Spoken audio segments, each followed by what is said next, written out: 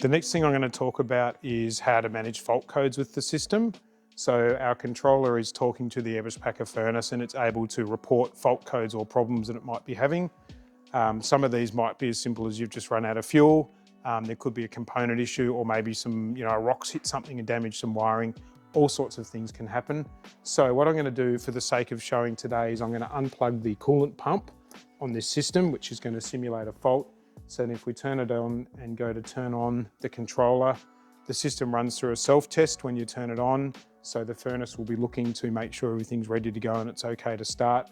And after a little bit of time, you're going to see a little alert come up on the screen here, which is that little triangle with a little apostrophe inside it. And that's telling you that the system's not going to start and there is some sort of problem. So to see what's going on, hold the fan and heat button for 4 seconds, and that will then retrieve the fault codes. The system can display up to 6 fault codes. In this case, there's just one, and E1250 is the fault related to the fan, the coolant pump not being connected.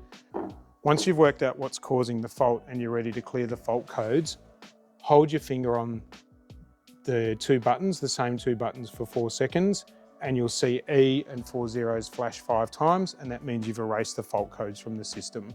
At that stage, let's repair our fault, and you can go to turn it back on and it's going to start as normal.